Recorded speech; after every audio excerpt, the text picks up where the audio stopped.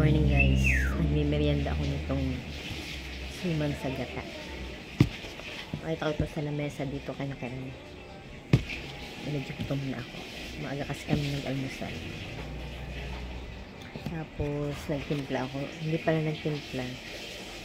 Meron po akong tea na may kalahok na kape. Bigay po ng Mama ni Ellen. Shout out to you. Maring Sean. Thank you sa tea na may kape. Kapartner nitong suman. Parang may pagka ang lasa niya, parang may lasang bulaklak. May bulaklak, parang rose. Kain. Tulog ng aking alaga.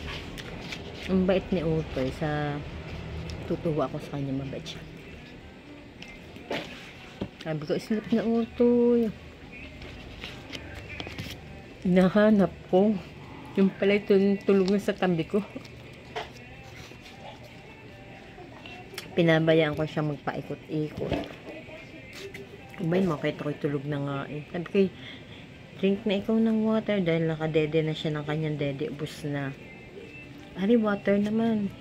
Sleep na ikaw din sa iyong magandang unan. Uto-utuin mo bata para lalambing-lambingin mo. Ayun, pagdatingin ko, aba, ako'y napahipig din ng kaunti. Paggayaan ko eh, nasan si Uto? Yung pala nasa may ulunan ko, tulog na. Sarap. Hindi ko alam kung saan galing ito. Basta nakita ko sa lamesa, di kakainin ko na. Ito siya. Yan siya.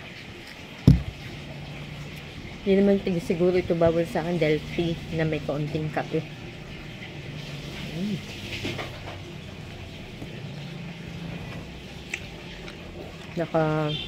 Kaninang nakaisa na ako na. Ano yata ay 4. Yung isa na guys, maliliit naman siya, maliliit. Ay aray, mapapanis na ang dini pag hindi ko kinain, sayang naman. Si Karay ay hindi mahilig sa mga ganitong pagkain. Rich kid ka pag hindi ka nangangain ito, Charis. Hindi naman siya masyadong matamis. Kaya lang, kanin pa din to.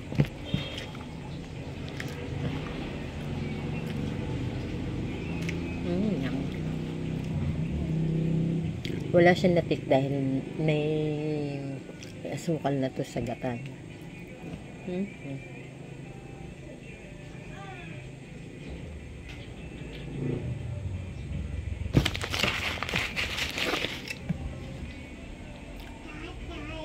Bye guys, thank you for watching. Hindi tayo may problema sa ating account.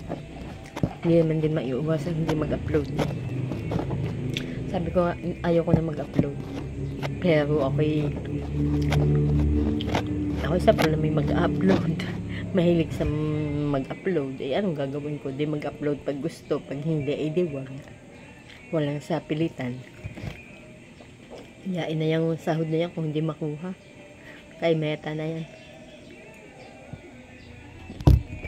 Bye!